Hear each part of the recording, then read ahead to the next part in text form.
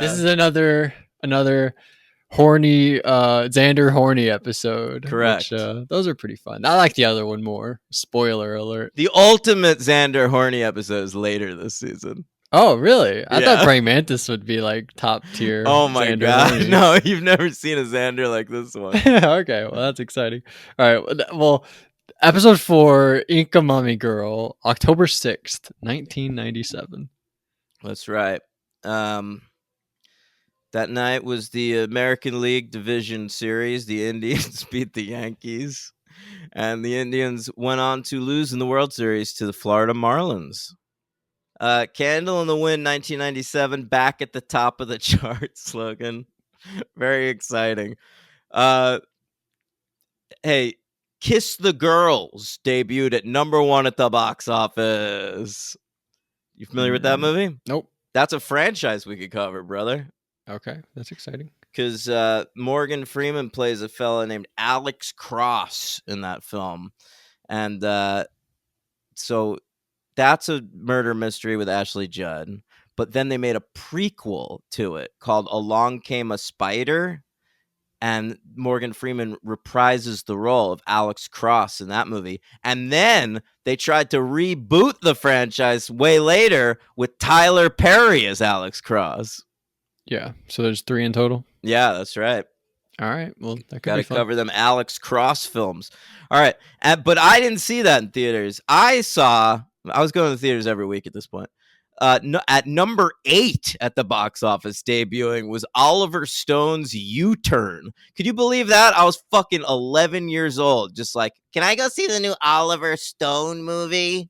That doesn't sound very highbrow, though. U-Turn? It was good, man. Sean Penn, he's like trapped in a town with Billy Bob Thornton and early Jennifer Lopez appearance as well. What, Billy Bob's Crazy or something? Yeah, he's a nut job in that. But it's one of these movies where Sean Penn's like, I gotta get out of this town, but like he can't. Yeah, that always sucks. Yeah, it's a bummer. There's another, the best one of those maybe is Red Rock West. If you ever seen that with Nick Cage. Yeah, it's on my list, yeah. All right, cool. All right. It was a big night for wrestling, Logan. Yeah, tell me. Important stuff. Because the previous day... Do you know, like, when pay-per-views are which Sundays? Yes. Okay. It was this Sunday. Oh, shit. The Brian Pillman, you familiar with him? Not really, but I've heard the name. All right, so he got his start in WCW. He was Stone Cold Steve Austin's tag team partner. And then he moved over to WWE. He was about to get a big push. I think he was supposed to win the Intercontinental title at this pay-per-view or something. And but he died. Oh. That like earlier in the day. Like everyone was like, "Where's Brian?" Dead. That's where, in his hotel room. He had like some sort of heart condition that no one knew about, and he had like a heart attack. It's bad stuff. His son now, Brian Pillman Jr., wrestles for AEW. He's not very good. All right. But that night's pay-per-view was Bad Blood. Great song by Taylor Swift, as well as a great pay-per-view. And the Godwins won the tag team titles from the Headbangers. That's one thing. Do you know the Godwins? Yeah, Chris Godwin of the Tampa Bay Buccaneers. Oh, stop it. No. It was Phineas and Henry, I think. Oh, yeah, I do know that. And they were pig farmers. Yeah. And Owen Hart won the Intercontinental title, beating Farouk. And I believe Stone Cold interfered in that match. Why? Because he was so mad? He was feuding at the time with Farouk's squad, the Nation of Domination. We are the Nation of Domination. That's correct. I remember that from a Rumble. And already part of that group was a young wrestler named Rocky Maivia. Oh, that's awesome. All right. So was that their first meeting, Rocky of the Rock and Stone Cold, right? Yeah, when they were feuding when he was. But feuding right then, with this the night. Nation. No, because he just met Farouk, the leader of the Nation. But I believe on Raw on this Monday night was when that feud really kicked into gear. So he was probably cool. Yeah. All right. But the big news from that pay-per-view, Logan. The first ever Hell in a Cell match. Mm-hmm. You know, I think of when I think of Hell in a Cells. Hell's in a Cell. How do you say that? Hells I in don't. Cells. Sure. Hells in Cells. I think of Batista. Really, I think of fucking Undertaker throwing Mankind off the top through a table. I used to love whenever in the video game. You ever played WWE video Of games? course, yeah. I had Those are fucking SmackDown awesome. 2, Know Your Role. Wow, no, I never played that. But in the 2K video games, you can like climb up onto the cage and you can Batista bomb people through the top of the cage. That was always Yeah, that's what I pretty loved to sweet. do. That, All right. yeah. You can also Uh, choke slam them and stuff, but Batista bombing them is the best. satisfying. All right, but so Shawn Michaels beat the Undertaker in the first ever Hell in a Cell, and the way he was able to beat the Undertaker was, Can I guess? yep, Sweet Chin Music. no, well, probably, but the reason he was able to get the Sweet Chin music on Undertaker was because of the debut of Kane. Oh, the fire. Through hellfire and brimstone, here comes Kane. He came out and fucked up his brother in that match, and then he had his first ever match on this night, October 6th, 1997, on Monday Night Raw, defeating a team of jobbers, just a couple of a tag team no one gave a shit about yet, and Edge and Christian. they were called the Hardy Boys. Oh my god! I think you brought them up in a previous episode. Yeah, of one this. of them wrestled. Yeah, I But think Jeff. all right, and that night on WCW superior. Monday Nitro, the most exciting thing I could find was that the Nitro girls did a dance in the ring, and one of them had a nip slip. Oh wow! Did you Google the nip slip? No, I didn't. Okay. Maybe I should have. Okay. All right, that's all I got for this week. You got anything else?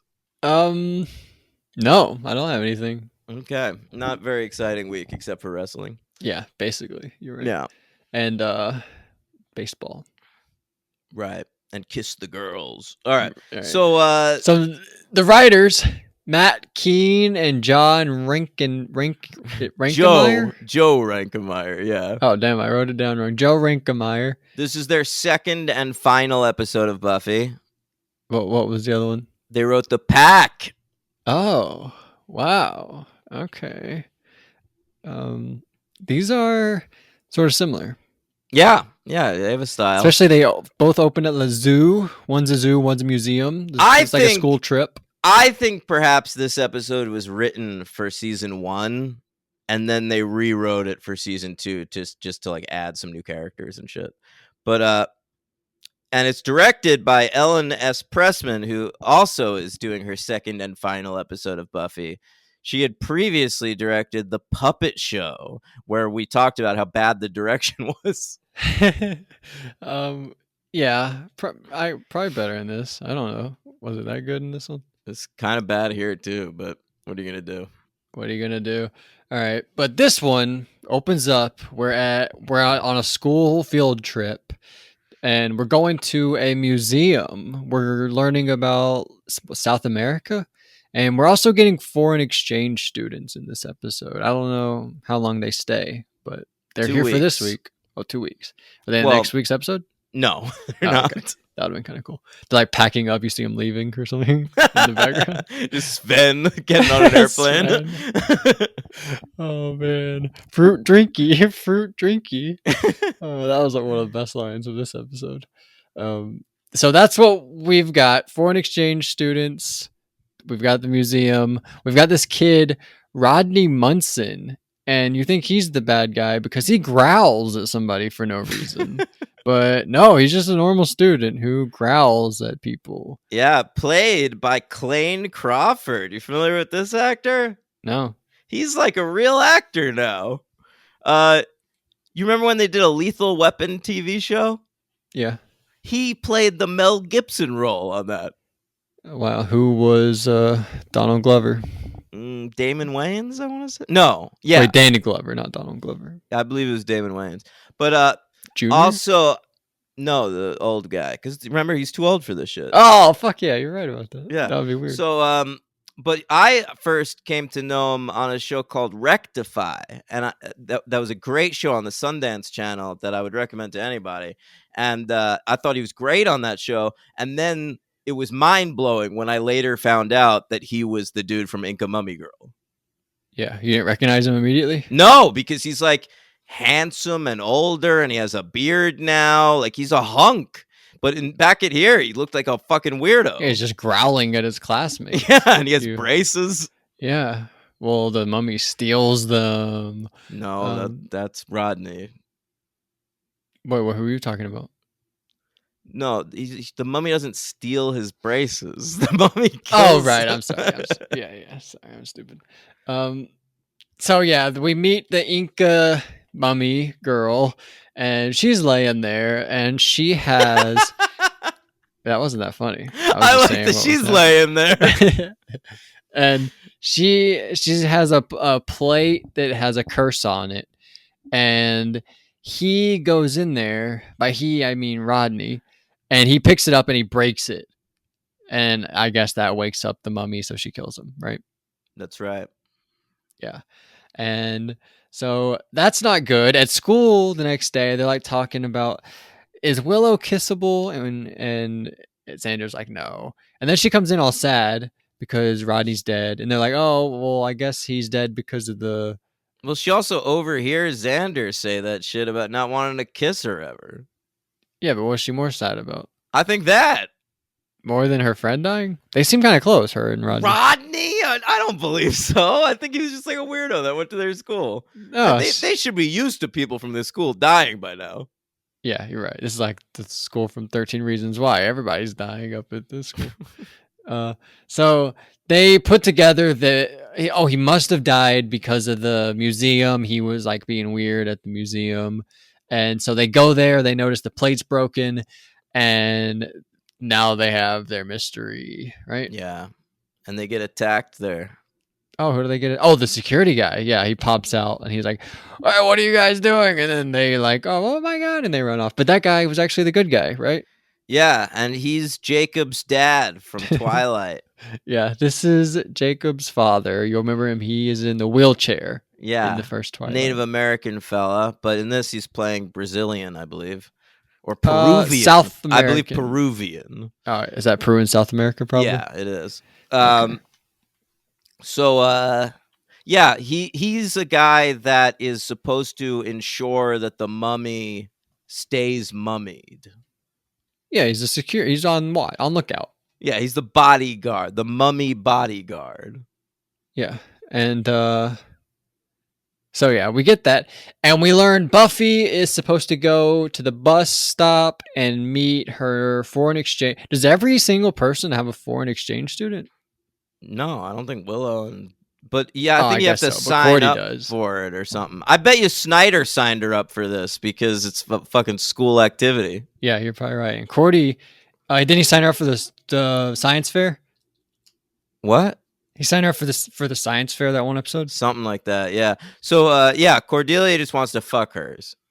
In the, what episode was that where, the assembly one. Some assembly required, yeah. Well, no, Willow was just doing this. I think everyone had to do it. It was like required. Every person had to compete in the science. Yeah, that's a long why Cordelia had that like tomato. But I thought he was just making her do it. Oh, I don't know, maybe. Anyway, so yeah, so they go to pick up this guy. Can you say his name so I don't have to say it wrong every time? Ampata.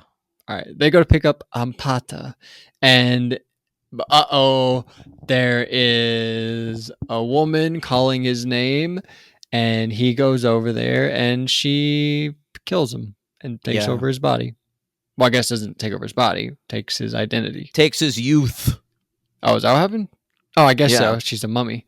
And so, yeah. And they're like, hey, now we have this new foreign exchange student, and she can translate probably what is on the plate, because Giles is stupid in this episode. And Xander's like, also, she's a sexy lady. Ay caramba. Yeah, he loves her. I hate that line where he says the only two words in Spanish he knows are Dorito and Chihuahua. Yeah. Terrible. Yeah. And so Ampata and Buffy are going to sleep that night, and then you see outside their window Jacob's dad watching those two 16-year-olds go to sleep. That's badly directed. I'll tell you why. Because you see a light you see him in light, right? And then Buffy turns the light off in her bedroom, and then he's in complete darkness. But why would Buffy's bedroom light from I the did not second notice floor this. of their house be illuminating him that much on the fucking ground floor? Like, it's insane. Yeah, great pull. I didn't catch this. Terrible job, El. You're the worst director we've had. Ellen, you fucking suck. Go back to Sorry. Riverdale, bro. Guess there's a reason they didn't have her back. Yeah, could be. Anyway, so Also, she's a lady. She might have gotten harassed by Joss Whedon. yeah, you're probably right. Is she the only lady we've had so far? No, I think there have been others. Really? I remember there were jokes in the puppet show. We were like, this is weird that like puppet show's touching like Buffy's leg the whole time, and it's a woman director. Yeah. But anyway, so we meet Seth Green. He is a guitarist in the band that Cordelia's boyfriend is the lead singer for. That's right. Yeah. The band is called Dingoes Ate My Baby, as we later see on their drum set. Do you know what that's a reference to? Seinfeld, right? Well, do you know what that's a reference to? No. There was in the 80s, a woman lost her baby, and everyone thought that she had murdered the baby, but she insisted that a dingo ate it. And then they actually Whoa. found the dingo, and they Whoa. cut the baby out from inside of it, so she wasn't lying the whole time. Then they made a movie out of it, my friend, called Cry in the Dark, where Meryl Streep plays that lady. Wow. You know what I saw? I saw a woman and her dog get eaten by an alligator. In what? A video on fucking Twitter.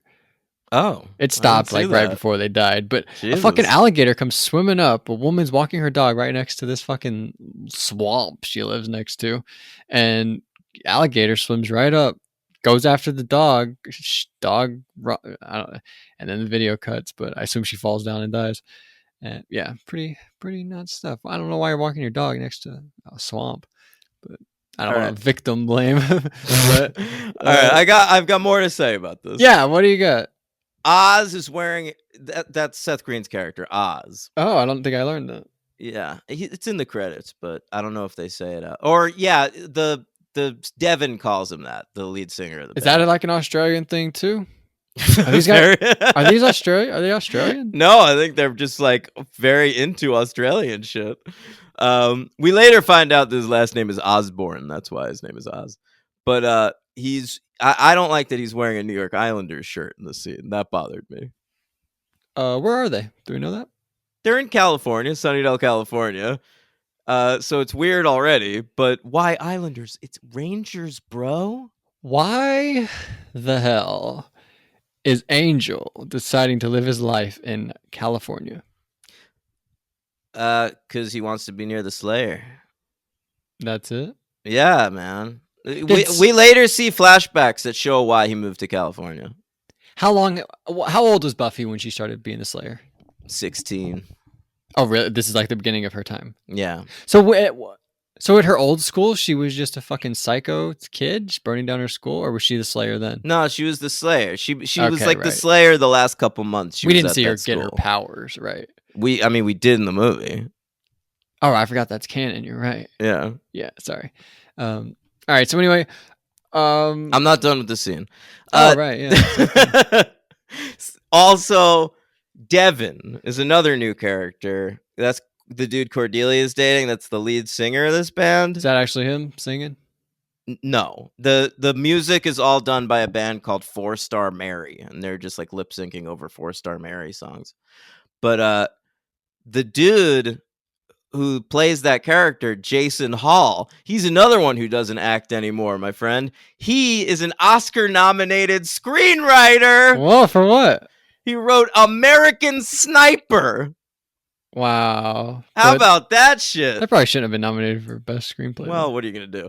And upcoming, he apparently is writing the new movie based on the video game Gran Turismo. Wow. Big. I don't even know what that movie is going to be. It's just a fucking racing game. Yeah, so that's exciting. Yeah. Scott, what's his name? Scott Hall? What was his name? Kevin Nash. What was No, this it's guy's name? I think it's Jason Hall. Jason Hall. That's cool. Yeah, he plays Devin. So we meet Devin and Oz. There are two members of Dingoes Ate My Baby. They're the only two. No, there's a third guy, There's right? two other ones, but Oh, they never four. have any lines. Do they in the future? I don't believe maybe one or two, but not. They're not really characters. Okay. Are you a fan of that the real band? I got into them because of Buffy. I had a bunch of their songs on my old Napster and iPod and shit. You're on a desert island. You can only listen. You can listen to what are they called again? 4-Star Mary. You can listen to 4-Star Mary or Nickel. What are you going with? 4-Star Mary. Those are my boys. Hey, they have a song called Pain that I still listen to this day. It's a good song. All right, I'll listen to it. All right, so are we done with this scene with Oz? Yeah, I guess I'm through. Yeah. All right, so They also have a big van with zebra stripes. I didn't notice that. That's pretty cool. That's what they're loading their instruments into. I'll be honest. When I first saw them, I thought this was gonna be like Jennifer's Body. Like, there's a band that goes and they like do satanic rituals on girls there. That'd be pretty sweet. I thought that's where we were going, but no. All right. So is this where we go to the bleachers? Yes, it is. All right. I have a complaint about this scene. Oh, I'm looking forward to hearing it. Because Xander says, "Hey, can you do this?" And he takes a bite of the whole Twinkie. He eats like the entire Twinkie. And then she does it. And she gets so close, but there's I know, like she barely leaves a any little left. nub. I know, it bothers me every time. They couldn't do that again, or fire her and bring in someone. That should have been part of the testing for the role. Yeah, that should be the so audition. annoying. She got so close, but she couldn't do it. They didn't even attempt it. You know what I like about this scene is they never use the word Twinkie. Oh yeah, but they don't have a replacement. He just talks about how it has a great filling and all that stuff. Yeah, but they get away with it. Like, they're clearly eating a Twinkie though, right? Yeah, it's 100% a Hostess Twinkie. They say flat out Twinkie in Zombieland, right? That's like a huge part of Zombieland. Well, they might have had to pay Hostess for that. I'm sure they did. They didn't do it for free. Yeah. I wonder if that's in the sequel. You ever see that sequel? Double Tap. I did see that sequel. It was pretty bad. Oh, that's too bad. All right. So then we go to the library and Willow is in this scene. So guess what her mood is like? Sad. Well, she's sad about Xander fucking dating the fart exchange student. But she's like, at least with you, I knew he didn't stand a chance. Now it's a real girl. Can you please stop doing your Willow impression? Makes her sound like a piece of shit. Has she ever been happy? Oh my God. I say it as like the most upset person who's ever lived. But it's such a bummer. She's always upset. Oh, I hope you like Willow someday. The happiest she was when she was horny in that computer episode. That was like she was at least sidetracked in that episode. But you know what? She was all mad at her friends that episode for not supporting her computer love. So she was kind of a bummer in that one too. Yeah, and she was more the focus. I guess you were kind of right. But yeah, so there's Willow all complaining and stuff. And then so we go to the bathroom and they're getting ready for the dance and Xander's like Xander's like, "Hey, you've skipped them getting attacked on the bleachers by the bodyguard guy." Oh shit, yeah, the bodyguard showed up and they fight him off. I thought that was really badly directed too, because we cut back to the bleachers and he's already there. We should see him show up. You're right. We should see him like peeking through the leaves or something. Right. Remember last episode a couple episodes ago, the assembly episode, looking through the bleachers. Yeah. Like how cool that was, looking at 40 and the football game. They should have done something like that. Yeah. Fucking Ellen Pressman sucks. Yeah, seriously. But yeah, so Ampata, she goes to the bathroom and it's like Scream, right? The villain pops out, attacks her in the bathroom. Yeah. But she just kills. Like Scream. Yeah, they copied Scream. That was a year before. And by the way, Scream 2 coming out very soon. That is true. Yeah, a couple months. Yeah, very soon. I remember I didn't know Scream 2 was coming out, and then I got the Entertainment Weekly fall movie preview, and there was an article about Scream 2, and I was like, oh my God. God, that doesn't happen anymore. Yeah, I know. The world's Years in advance. I like there's a lot to like about like how easy the world is probably. Like you can like talk to anybody ever. But that also kind of sucks too. But like the way you find stuff out sucks. Like I'm going to find Yeah. out like my favorite person died like because they're trending on Twitter. You know how upsetting that is? I That's always so find sad. my friend Gallagher always texts me when famous people die. Yeah. Like I got a text from him over the weekend, R.I.P. Richard Belzer, and I was like, oh, that's sad. Damn. That's upsetting. I told you that what's her face died? Raquel Raquel Welch, that's Welch. right. Yeah, I'm Yeah. not on the Twitter anymore, so My I don't brother see told that me shit. Kobe died. Oh my god, I was so pumped when Kobe died, and I started tweeting about it, and I lost a couple friends that way. Yeah, I'm sure. All right, so Ampata, she gets luggage sent to her house. It was like you, how her luggage showed up late. You know how they fucked it up, but they Yeah. got it to Oh, her me? I eventually. thought you were referencing the show. You. No, you, Daniel Ehrenberg. Yeah, me, They Daniel Ehrenberg. Right. they My messed up. luggage was late to get to Las Vegas. Yeah, and but they get it to her, and I don't know what the problem is. I don't really talk about it, but she's going through it, and luckily there's a ding dong at the doorbell, and it's Xander. He's there to take her to the dance. We see like what do we see like a skeleton in the thing, and we're like, oh Yeah, yeah. no, or a mummy. It's the real Ampada, the foreign exchange student. She Oh stashed right, it in his bag. Yeah. yeah, and Xander's there, and we sort of have a weird moment between Buffy and Xander where she's like he comes in and he's like dressed as a cowboy. He makes like a Sergio Leone joke, and she's Yeah, like, I liked the Sergio Leone joke. "Yeah, that's pretty." He's not just like into Star Wars and He stuff. comes in dressed like the man with no name, and he says he comes from the town of Leone, which is in Montana, or in Italy, pretending to be Montana. Yeah, no, that was nice. Yeah. And so, and she's like, "Xander, you look really good." And that's a weird moment. What are you doing, Buffy? Why are you? Honestly, I clocked that too. It is sort of a weird moment. Like, I bet you Xander got a boner from that. Oh, for sure. He was not thinking about Ampata. The rest. Well, I guess he smooches with her, but he was definitely thinking about that. Yeah. Uh, Cut to the bronze. All right. We've got our band on stage. What are they called? The fake band? Dingoes ate Dingo. my baby. Yeah. They're singing on the stage. We've got Willow off at a table wearing. She's an Eskimo. She's an Eskimo. You can like dress up. You see Cordy. She's like wearing a hula person outfit, and but no, she's an Eskimo.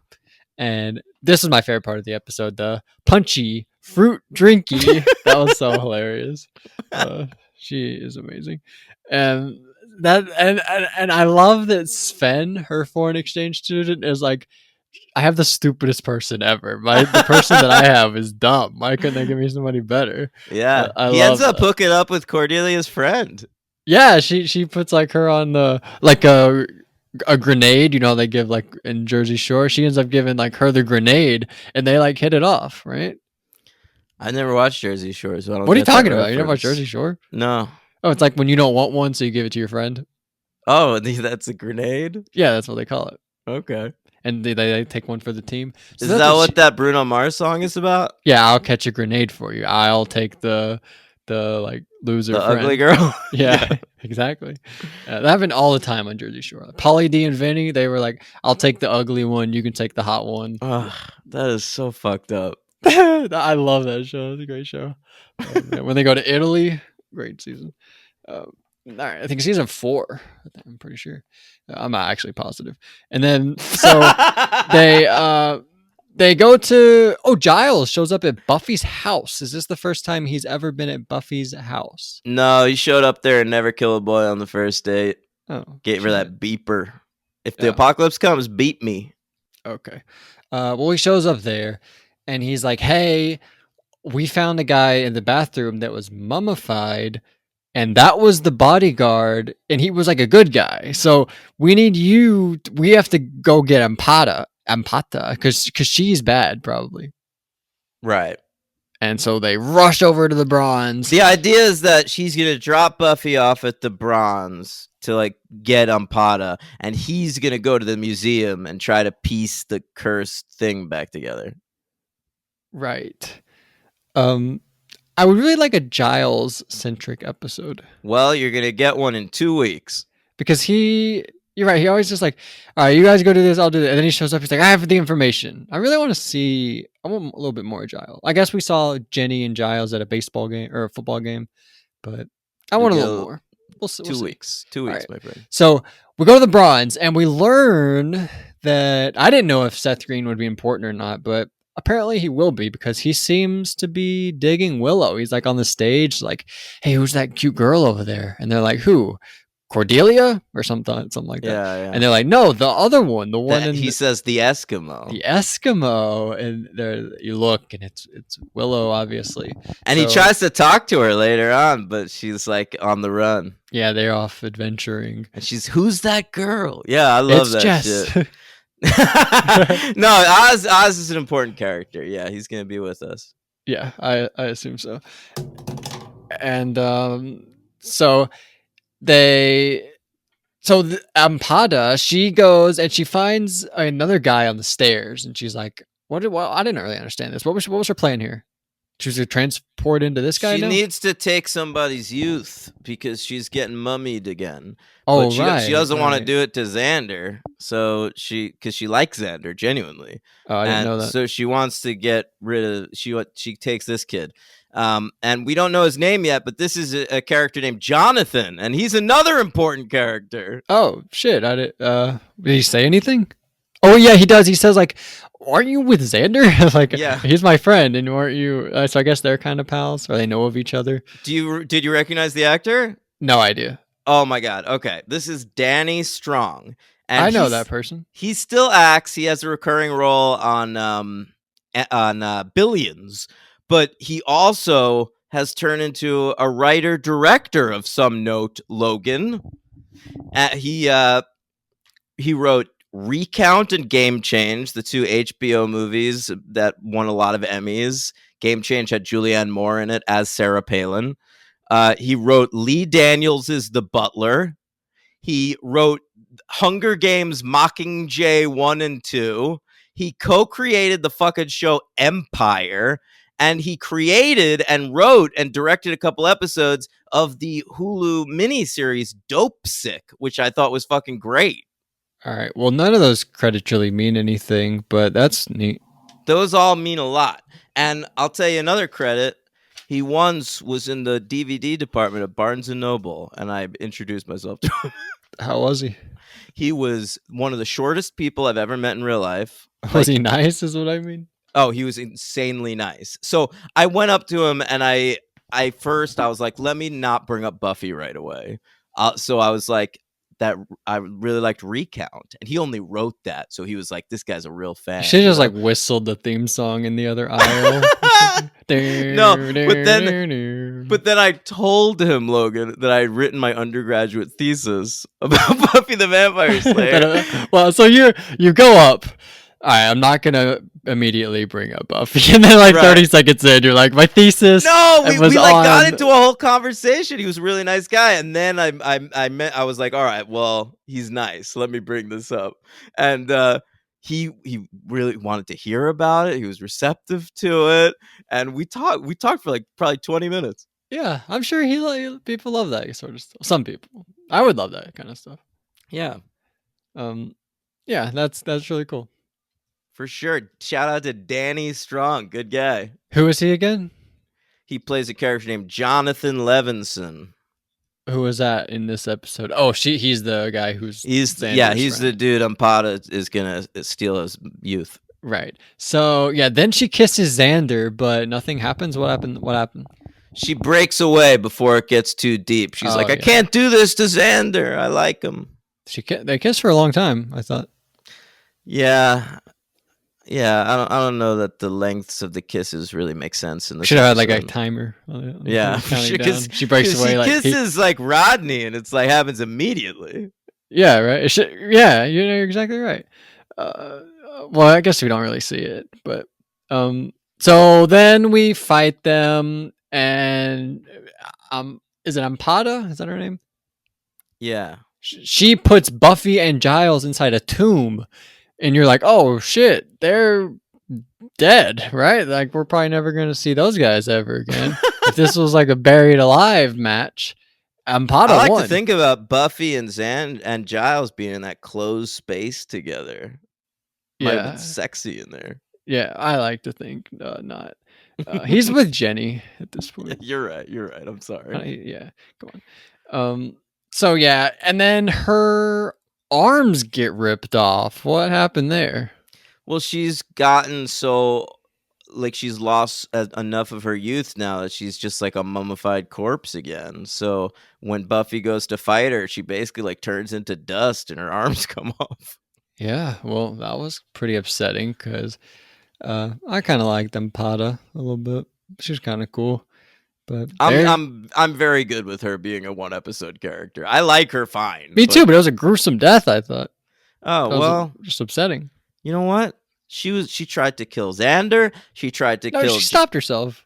but she was gonna kill Xander at the last second. Xander was like, "Hey, if you're gonna take someone's youth, because he saves Willow. Remember, she's gonna like take Willow's youth, and then he's like, if you're gonna take someone's youth, it's gonna be me. Can you do that?" And she goes, "Yes, I can." And so she was targeting that dude and Jonathan, characters I like. Yeah, Jonathan, never forget. So then the next day, anything else from the battle? No, They go to school, and Xander and Buffy are talking, and they're like, "Oh, come on, that wasn't so bad, you know." Ampada, she was kind of cool, you know, but things got a little out of hand, and then they start talking about like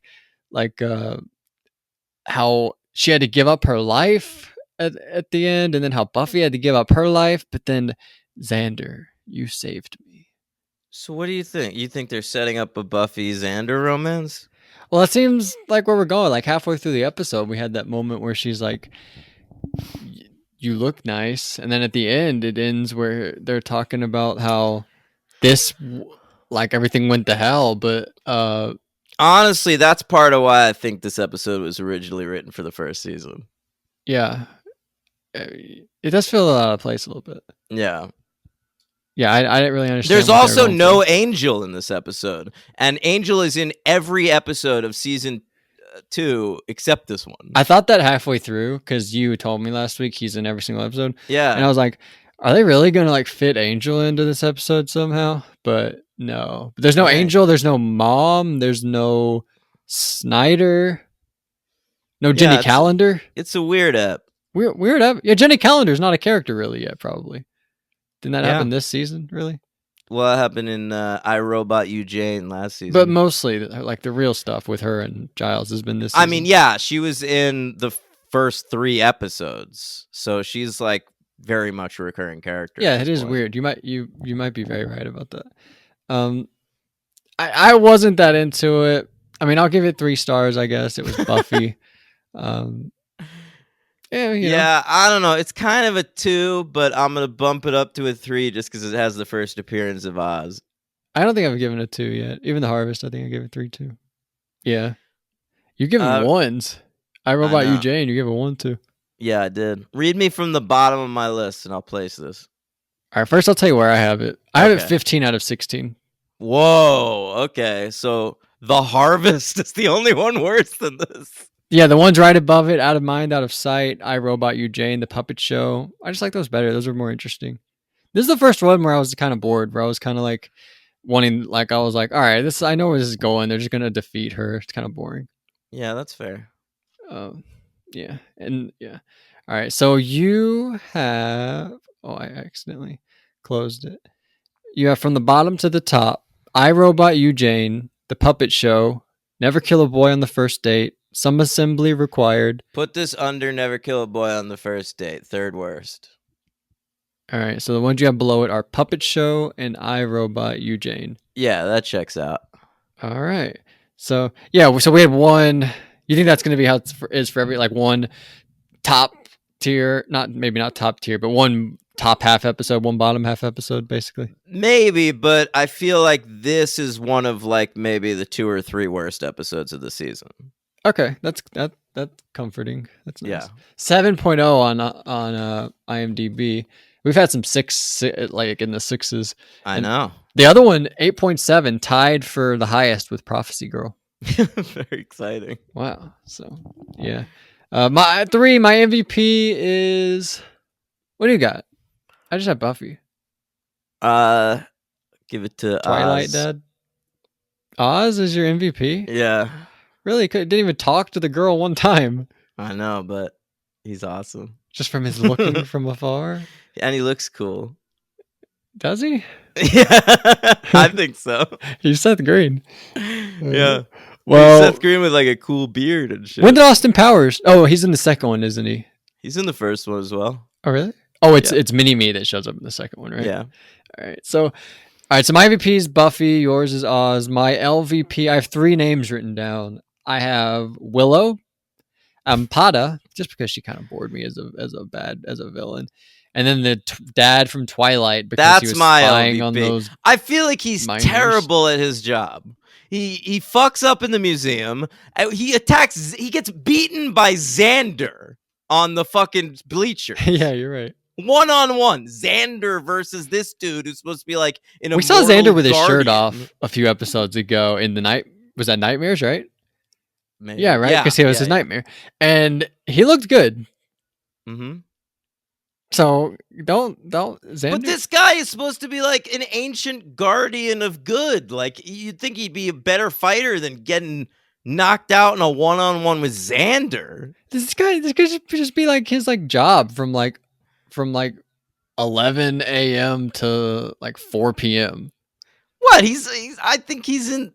What are you talking about? This guy is like involved in like the ancient realm. I thought he was just like a security guy. No, he doesn't work at the fucking museum. He's Oh, God. referenced on the fucking plate. Oh, I'm sorry. Yeah, so like he's part of this.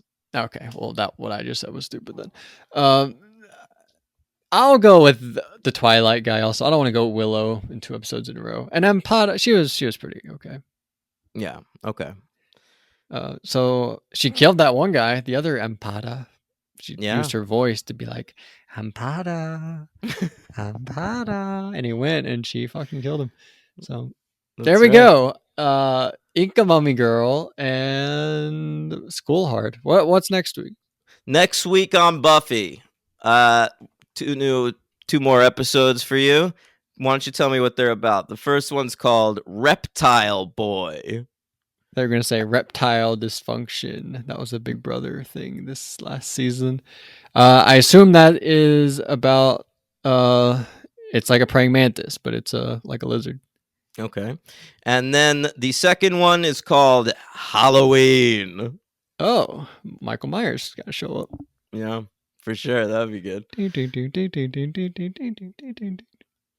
Anything else? No, that's it. That's next week on Buffy. All right. Well, that's exciting. Oh, we are getting close to Halloween.